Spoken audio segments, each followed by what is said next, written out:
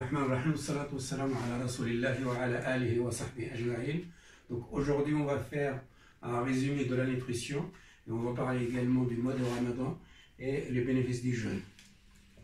Alors pour commencer, on a dressé un tableau et on va essayer de tourner autour de ce tableau pour expliquer l'essentiel. Le son est bon? D'accord. Alors vous savez que quand on mange, quand on consomme des aliments. Des aliments, il y a énormément d'aliments. Et ces aliments passent au niveau de l'appareil digestif et sont transformés en nutriments. Alors ces nutriments, on va voir tout à l'heure, sont soit stockés, soit métabolisés. Au niveau de la mitochondrie, donc ça c'est le programme de troisième, la mitochondrie. Alors la mitochondrie, c'est la centrale nucléaire qui permet de transformer les glucides et les lipides en ATP, en énergie. Donc les aliments, le corps le transforme le tube digestif et les transforme en nutriments, et la mitochondrie, par la voie aérobie, va les transformer en énergie ATP. Et c'est l'ATP qui permet le mouvement. Donc moi je fais un mouvement, c'est grâce à l'ATP qui est fourni par la mitochondrie.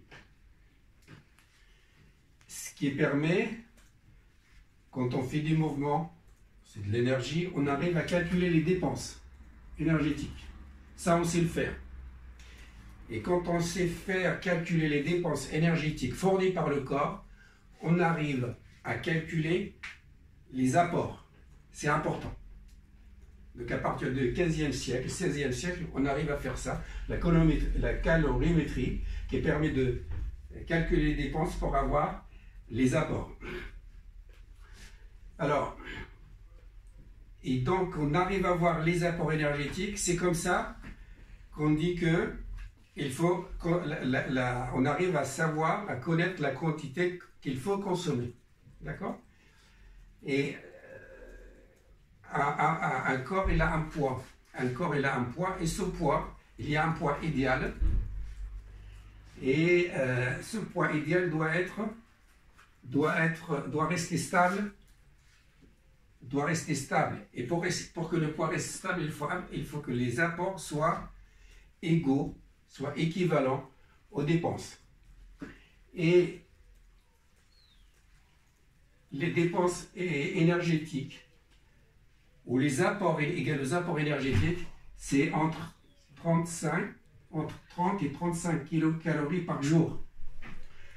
Et pour être bon, il faut que ces apports énergétiques soient fournis à 55% par les sucres, 30% par les graisses et 15% par les protéines.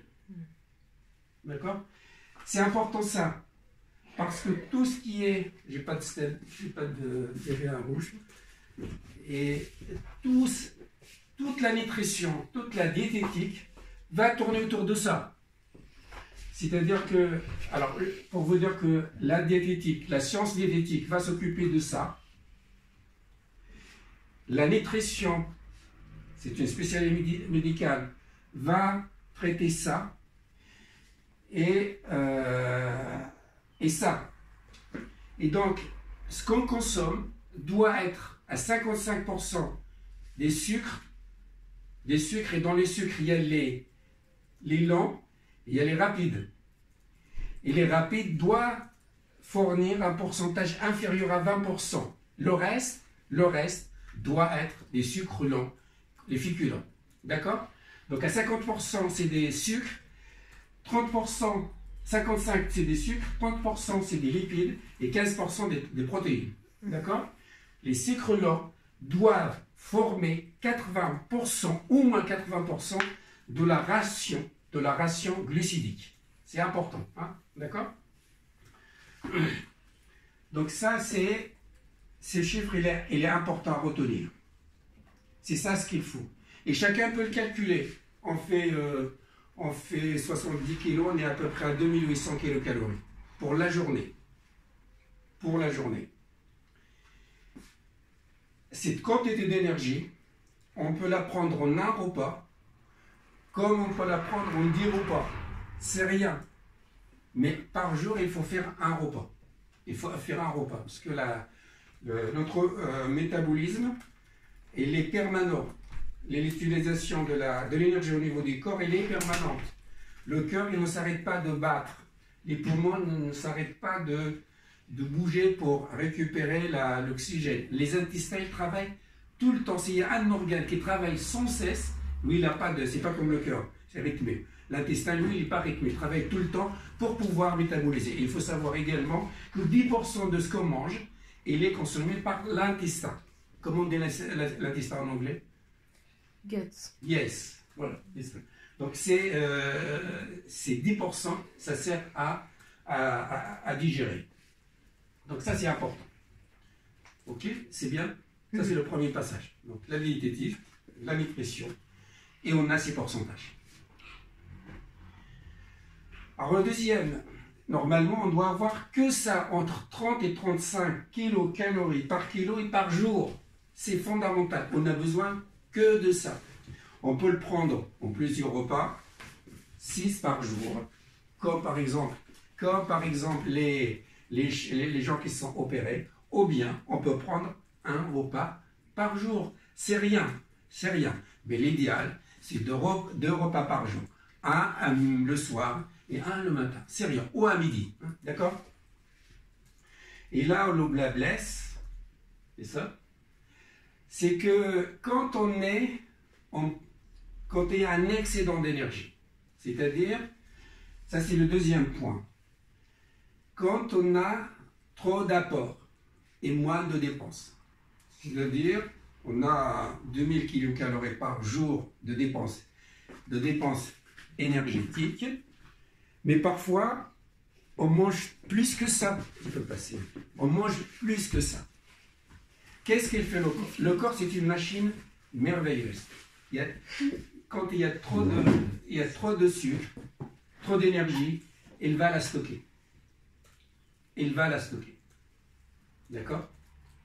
Le problème, c'est que le corps, il sait stocker selon une seule modalité.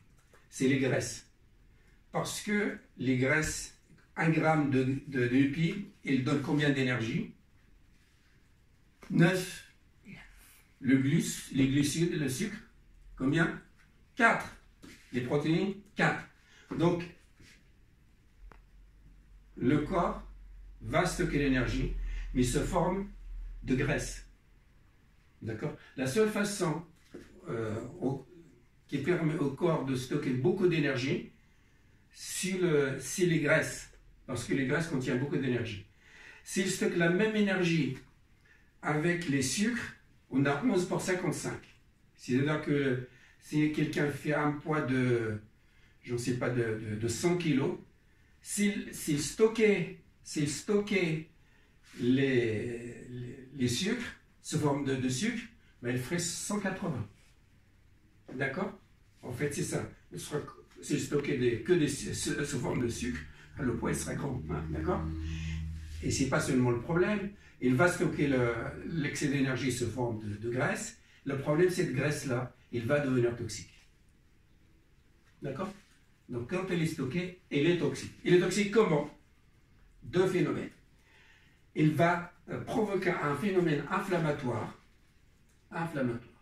Et donc, l'obésité, c'est une maladie inflammatoire. D'accord? C'est la première des choses. Et cette maladie inflammatoire va induire un certain nombre de pathologies. L'hypertension artérielle, le diabète, les problèmes articulaires, le syndrome d'apnée du sommeil.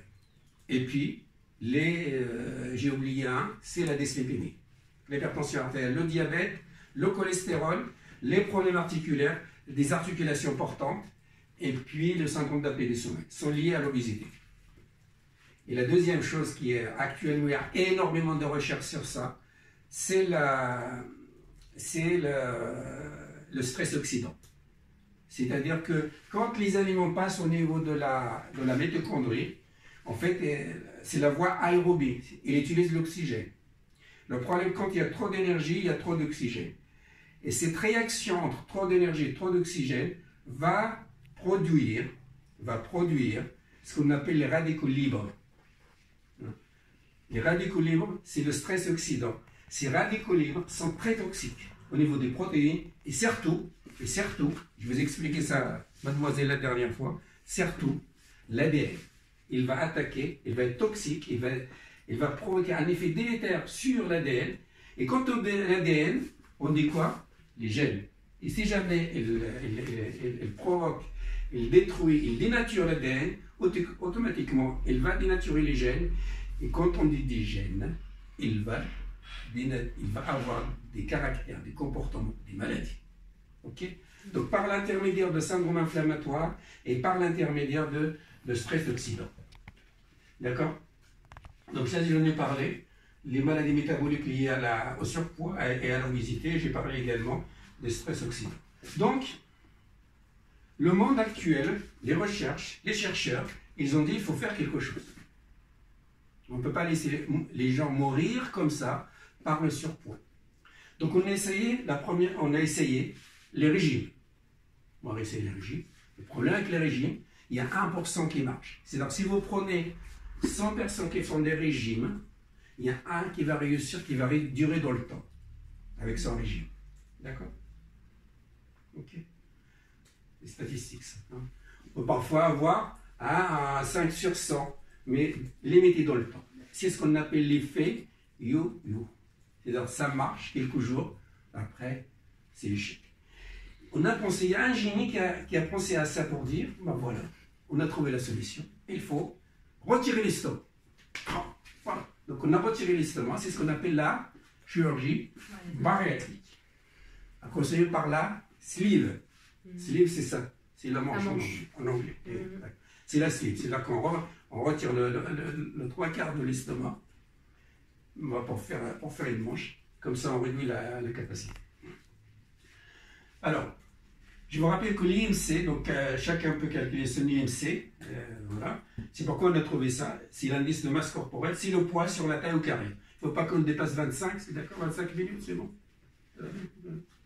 12. Ok, d'accord. Et donc, quand on fait l'IMC, le poids sur la taille au carré, ça nous donne un chiffre. Idéalement, épidémiologiquement, c'est-à-dire pour voir un poids idéal qui va durer dans le temps sans maladie, pour avoir un poids idéal qui va durer dans le temps sans maladie, sain, il va mourir par la vieillesse et pas par la maladie. Il faut que le poids idéal soit égal, il faut que l'IMC soit égal à 25, entre 20 et 25, d'accord? Si on a cet IMC-là, ce poids-là, c'est le poids idéal, et en fait, les gens vont vivre longtemps, ils vont mourir par la vieillesse et pas par la maladie. D'accord? Ok. Donc ça, c'est la première. La deuxième des choses, c'est qu'ils vont bien vivre. C'est-à-dire, parfois, on va vivre longtemps, mais la qualité de vie est altérée. On n'a pas besoin, il faut vivre longtemps, mais bien. Donc, à la fois, augmenter l'espérance de vie, on va le dire à la fin. D'accord? Augmenter l'espérance de vie. C'est-à-dire, on va plus longtemps. Oui, exact, vivre plus longtemps. J'ai un revue qui parle de l'oxydation. En fait, il y a la référence ici, c'est médecine de demain. Voilà. Mais bien, c'est-à-dire, si on va vivre longtemps, mais mal, c'est une vie de chien, c'est pas la peine. Hein? Il faut à la fois avoir une bonne qualité de vie et avoir une bonne espérance de vie. Alors, qu'est-ce qu'on va faire pour ce problème d'obésité? Bon. On a décidé, en fait, on a fait beaucoup de recherches, etc. Et on a dit, voilà comment ça va se passer. Si l'IMC est entre 25 et 30, on ne fait rien de plus. Voilà. Je vous dirai une chose, mais ça, il ne faut pas le dire, hein, que pour vous, c'est que l'obésité modérée, d'accord, plus le poids est élevé, plus elle est délétère quand on est jeune et sain. Quelqu'un qui a 25, 30, 40 ans jusqu'à 60 ans. Quand on a entre 20 et 60 ans, l'obésité est délétère. L'obésité est délétère. C'est-à-dire, il va provoquer des maladies graves. D'accord? Et ceux-là, ils vont mourir vite, ils vont vivre mal. Ça, on ne le dit pas ça, mais je vais vous le dire quand même. Mais quand la personne est âgée et malade, l'obésité modérée le protège. Oh, c'est pourquoi la chirurgie bariatrique est autorisée entre 20 ans et 60 ans. Au-delà de 60 ans, qu'est-ce qui va vous demander à quelqu'un qui a 70 ans de faire la sleeve? Non, on ne peut pas faire une sleeve à 65 ans, mais c'est fou. Et avant? Hein? Et avant 20 ans, on ne peut pas la faire. Donc nous, on les a dans les circuits, on les reçoit à 19 ans, on leur dit, ben voilà, vous allez faire le parcours. On attend 20 ans, 21 ans. D'accord? Voilà, donc l'indication c'est ça. Et donc le poids, le surpoids, l'obésité est délétère quand on est jeune et sain. Donc c'est une course contre la montre. Avant d'attraper la maladie, il faut tout faire pour ne pas attraper les maladies. Et donc réduire son poids. On a la carte, on peut bouger, etc. Mais quelqu'un qui a 65 ans, 70 ans, ben, il ne va pas faire de chirurgie bariatrique. Non, c'est fini. À ce moment-là, son poids le protège. D'accord? Quand l'IMC entre 30 et 35, on va rien faire. On va quand même prendre on va faire quelque chose. C'est le traitement médical. C'est la prise en charge diététique. D'accord? C'est des conseils, c'est l'activité physique, c'est réduire des sucres, le gras, etc. Et quand l'IMC est compris entre 35 et 40%, il n'y a pas de chirurgie bariatrique à condition d'avoir soit une hypertension artérielle, soit un diabète, soit un syndrome d'apnée du sommeil, soit problème de dos, hernie discale, soit une arthrose des genoux. D'accord? Si on a l'hypertension artérielle, si on a un diabète, si on a un syndrome d'apnée du sommeil, si on a un problème articulaire, il est éligible à la chirurgie bariatrique. D'accord? Ou bien, si l'IMC, elle est supérieure à 40. Quand c'est supérieur à 40, on ne discute pas, elle est opérée parce que le bénéfice l'emporte sur le risque. Donc quand on calcule le rapport bénéfice-risque, le bénéfice est plus important par rapport au risque. D'accord? Donc ça c'est bon. Donc voilà, c'est bon. Donc je pense que c'est clair. Est-ce que vous avez compris ça? Oui. Je passe, c'est bien. Et ça, c'est ce qu'on fait tous les jours, hein, d'accord? En fait, c'est dans les centres de chirurgie bariatrique, c'est ce qu'ils font, hein, d'accord? Ils font une préparation, avant la chirurgie bariatrique en général, légalement. Ils font une préparation de 6 mois avec la psychologue, la diététicienne, l'éducateur sportif, le médecin nutritionniste, d'accord? Voilà. Maintenant, on va voir le jeûne. On est vraiment le jeûne. Alors le jeûne, on est dans le traitement médical. Alors il y a beaucoup de choses à dire sur le jeûne. S'il te plaît, si tu peux m'ouvrir la truc. En fait, si quelqu'un veut vraiment chercher, il y a un rapport de 100 pages qui a été fait par la Société francophone de nutrition clinique et métabolisme.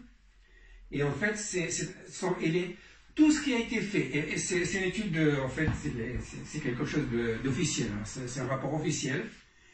Tout ce qui a été fait à propos du jeûne, tout ce qui a été dit, tout ce qui a été écrit, toutes les recherches, toutes les études, on a essayé de voir un petit peu ce qui se passe et on a sorti de recommandations. Donc si quelqu'un l'intéresse, il est sur Internet, accessible à tout le monde. Et en fait, c'est là où vous allez voir beaucoup de choses. Alors le jeûne. Dans le jeûne, quand on jeûne, le corps sain, l'organisme sain, va s'adapter, va utiliser le système nerveux végétatif, il va utiliser également les glandes, ses hormones. Un organisme sain, il va s'adapter au jeûne. Alors le premier jour, quand on jeûne, le corps, l'organisme va utiliser les sucres. Et le stock de sucre dans le corps, on a la ration que pour une journées. Dans le corps ne sait pas stocker les sucres, on n'a qu'une journée de stock.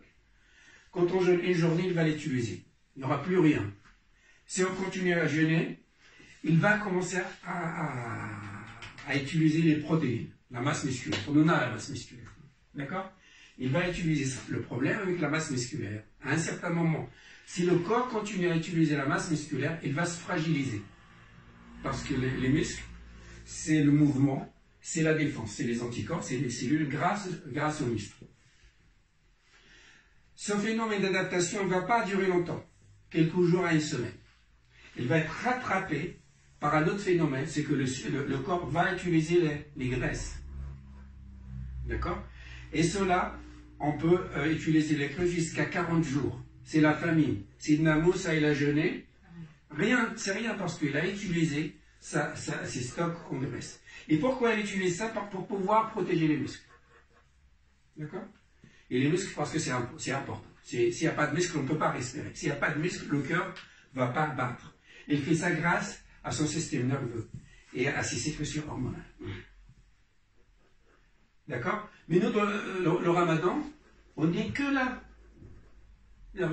Même pas là. C'est-à-dire que quand 12 heures ou 20 heures de jeûne, c'est pas 24 heures.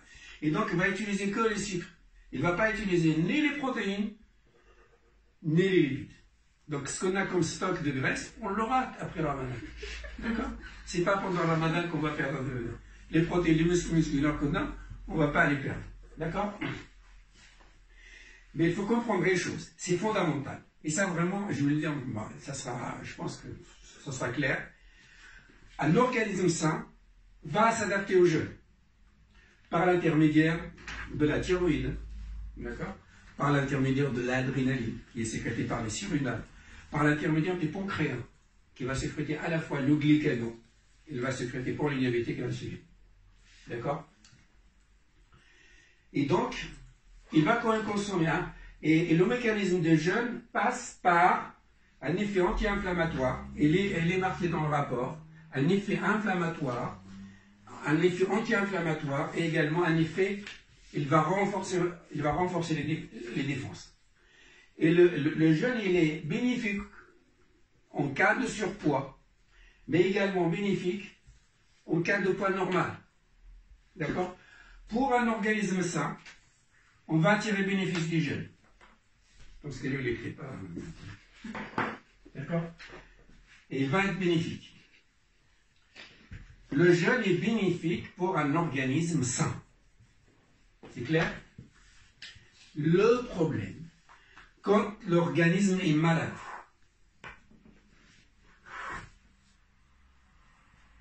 alors la maladie, il y a deux types. Il y a ce qu'on appelle les maladies de chiffres. Vous prenez l'attention, vous avez des chiffres élevés, c'est de l'hypertension artérielle, il faut la traiter. Vous dosez le sucre le matin, s'il est élevé, c'est le diabète, il faut le traiter. Vous dosez le cholestérol, il est élevé, il faut le traiter. Vous faites l'IMC, c'est un chiffre, il dépasse le 30, il faut faire quelque chose. D'accord? Ces maladies-là, il n'y a pas d'atteinte d'organes, madame l'infirmière. D'accord? On a des chiffres, mais on n'a pas d'atteinte d'organes. C'est fondamental, c'est important. Mais du moment qu'on a l'atteinte d'un organe, l'organisme va souffrir. Donc ça, c'est vraiment ce qui a été démontré récemment. C'est beau, c'est beau. Vous avez le cœur malade, tout l'organisme va souffrir. Et on a un hadith du prophète sallallahu alayhi wa sallam, مثل المؤمنين في توادهم وتعاطفهم وتراحمهم. L'exemple des croyants, c'est comme entre eux dans leur tendresse, dans leur entraide, dans leur compassion, dans leur tout ce que vous voulez, c'est comme un organisme. Si un organe souffre, tout le corps souffre. En français, ça veut dire quoi? Ça veut dire quand il y a une atteinte d'un organe, tout le corps est malade. Et là, c'est là où il y a la solution.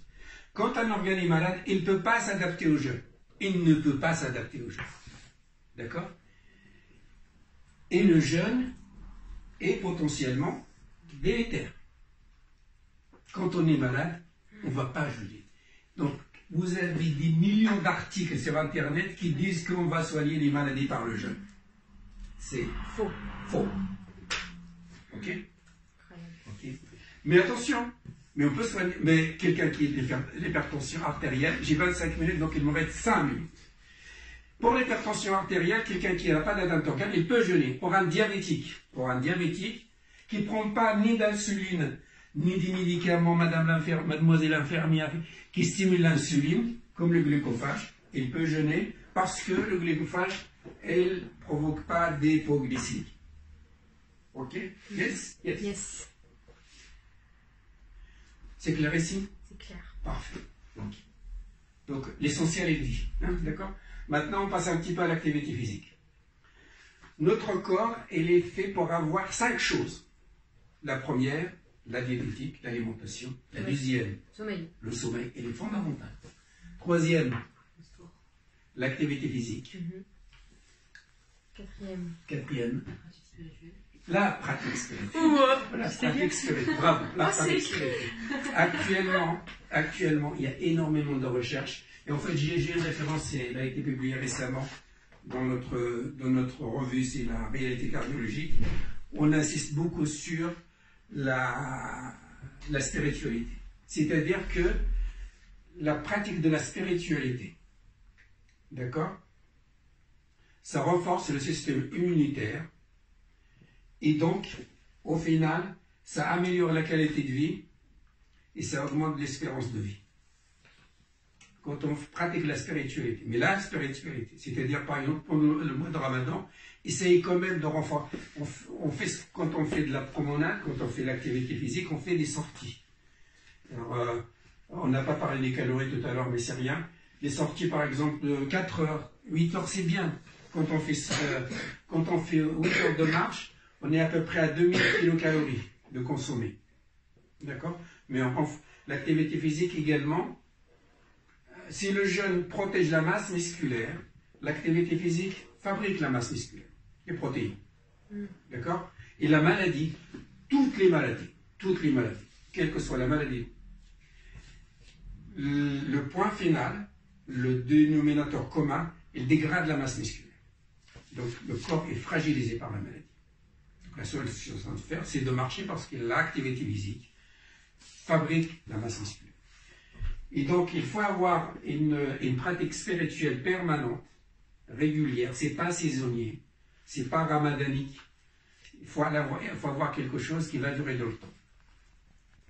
Alors, l'activité physique, vous savez que l'activité physique, il y a 2 types. Il y a l'endurance et puis la résistance. La résistance, c'est par exemple les haltères. C'est délétère. Bon, pour le malade, c'est délétère. Par contre, c'est l'endurance, c'est la marche, c'est la natation, c'est le vélo, c'est la course à pied, tout ce que vous voulez, c'est de l'endurance. Et les recommandations scientifiques actuellement, on a besoin de 30 minutes par jour pour avoir le bénéfice. D'accord? Et ça, quel que soit l'organisme, qu'il soit sain ou malade, il a besoin de l'activité physique. D'accord? Donc la pratique spirituelle, on a dit, donc c'est la même chose. On a besoin d'autant de temps pour l'activité physique que pour la pratique spirituelle. La pratique spirituelle, c'est quelque chose de fondamental. Et ça commence à être inscrit dans les recommandations des sociétés savantes. Hein, la spiritualité. Alors nous, c'est l'occasion pour nous, pendant le mois de Ramadan, d'augmenter un petit peu la spiritualité. Hein, et le bénéfice est proportionnel à la durée. Plus la durée est longue, plus le bénéfice est important. Et donc, on arrive maintenant au conseil après Ramadan. Donc on avait dit après le mois de Ramadan, il faut réévaluer son poids, calculer son IMC, hein, d'accord? C'est important de savoir combien on a d'IMC quand même, parce que voilà, c'est important. La deuxième chose, il faut équilibrer son alimentation, équilibrer, la structurer, la diversifier, c'est-à-dire il ne faut pas manger tout le temps en permanence. D'accord? Et puis la structurer, il faut prendre un temps. Et l'équilibrer, favoriser un peu plus de quoi? Légumes et les fruits. Pourquoi? Parce qu'on a parlé de stress oxydant. les légumes et les fruits, ils contiennent des aliments antioxydants. Oh. D'accord? Ça, c'est une chose. Alors, la troisième, jeûne intermittent et permanent. D'accord? Quand on fait la comptabilité du jeûne des prophètes, sallallahu alayhi wa sallam, il jeûnait combien? 6 mois par an. Ramadan plus l'heure, 6 mois. Et c'est la formule qu'il a validée. Le meilleur jeûne, quand il a été interrogé, c'est le jeûne de Sayyidna. Non. Daoud. Il faisait comment? Un jour sur deux. Un jour deux. Et ça fait c'est Un jour deux. 6 mois. Voilà, 6 mois par an. Un Et le jour deux. prophète, c'est la même chose, donc c'est pourquoi il a validé la formule. Alors, l'activité physique, il faut vraiment faire l'activité physique, c'est quelque chose de fondamental. Et la dernière, c'est la pratique de la spiritualité. D'accord? Et tout ça, sert à quoi? Sert, et c'est ça la finalité de la médecine, à augmenter l'espérance de vie et améliorer la qualité de vie. Je vous remercie de votre attention. Et vous avez des questions. Je vais prendre une question, si vous voulez. Moi, j'en ai pas qu'une. Hein. Vas-y, on va prendre une question. On a fait 30 minutes ou? On a fait beaucoup, vas-y. Vas-y. Alors, moi, j'aimerais savoir, physiologiquement parlant, en quoi le phénomène de graisse stockée, c'est un phénomène inflammatoire. C'est ça, exactement, en fait. Alors, et donc, surtout les graisses abdominales, en fait, quand il y a trop de graisse, les macrophages. Donc, il y a trop de graisse, et c'est le macrophage qui va déclencher le phénomène inflammatoire. Il va considérer cette graisse comme un corps étranger. Ah ouais. C'est malin. Hein. Comme un corps étranger. Et donc, il va la combattre. Pendant la réaction inflammatoire. Et bien, exactement. Donc, il va déclencher une réaction inflammatoire. Et c'est le phénomène en cascade. Et pour information, vous savez que les Covid, ils ne meurent pas par le virus. Ouais. Ils meurent par quoi? Par le phénomène inflammatoire déclenché par le corps. Ouais. D'accord? C'est fort. C'est fort. Hein? D'accord? Et donc, il va déclencher un inflammatoire qui est délétère. C'est ça la graisse toxique. Ok. Autre question. Je te cite, tu as dit pour avoir un poids idéal qui va durer dans le temps. Et ça, c'est. Oh, je sais plus ma question. Oui, en fait, si on a un poids idéal, eh ben, il va pas mourir de vieillesse, il va pas mourir de maladie, il va mourir de vieillesse. Oui. Mais toutes les maladies, elles sont pas dues à l'apport de nourriture. C'est ça, exactement. En fait, Donc, voilà. Donc, pourquoi c'est en fait, ça? on parle dans ce cadre-là. Si jamais il n'a pas d'autres maladies, Ok. il n'y a que le problème de poids. D'accord? Ok. C'est là un poids idéal. Donc, il va mourir par la vieillesse et pas par la maladie. Ok. D'accord? Et c'est ça, en fait. Hein, d'accord? Et la médecine, d'ailleurs, elle fait tout pour combattre la maladie. Comme ça, on va laisser les gens mourir spontanément par leur vieillesse qui est Génétiquement programmé. Bravo, génétiquement temps. programmé. Ouais. Ok. On a évoqué comme trouble alimentaire que l'obésité. Ouais. Mais est-ce que l'anorexie ou par exemple la boulimie? Exactement. Donc ça, j'ai pas abordé parce que c'est un autre sujet. C'est ce qu'on appelle le comportement, Alimentaire. le trouble des comportements alimentaires. Dans l'obésité, il n'y a pas que ça. En fait, ça, l'excès d'alimentation, il est lié parfois au trouble des comportements alimentaires, surtout ce qu'on appelle l'hyperphagie prandiale. Comment ça s'appelle? J'ai oublié le terme en anglais, mais c'est l'hyperphagie prandiale. Et en fait, et puis il y a les grignotages, et puis il y a les compulsions. Voilà, c'est ça. Et puis on n'a pas abordé l'autre extrémité. C'est-à-dire que les extrêmes sont dangereux. D'accord? Est-ce que pour eux le jeûne est bénéfique ou pas si les dépenses elles sont supérieures aux apports? Tu as parlé que si des apports elles sont supérieures le jeûne est toujours bénéfique. Que le poids soit normal ou en excès, toujours bénéfique. Et en Mais déficit? par contre, non, à ce moment-là, il ne faut pas jeûner. Justement, on n'a pas parlé de ça parce que quand l'IMC est inférieur à 20, on est dans la dénutrition. D'accord. Et parfois, on a le cas des troubles psychologiques comme l'anorexie mentale. La femme enceinte, elle doit jeûner? Voilà, la question On a faim. la question de la femme enceinte. Oui, la femme enceinte qui est normale, avec des apports normaux, avec tout ça, etc., elle n'a pas de pathologie, il n'y a aucun problème. Ouais, mais tu as On est parlé là, aussi elle va consommer que les glucides, donc il n'y a pas de problème. pour le surpoids, le jeûne est bénéfique, Ouais. l'obésité également. Mais par exemple, dans l'obésité, il y a des pathologies associées où l'organe est touché. Oui. Du coup, le jeûne, il est Et délétère. délétère, oui. Exactement. C'est pourquoi quelqu'un qui est âgé, Mais avec une obésité, on le laisse avec son obésité parce qu'il le protège son obésité. C'est bon? بارك الله فيك يا عباس عزيز.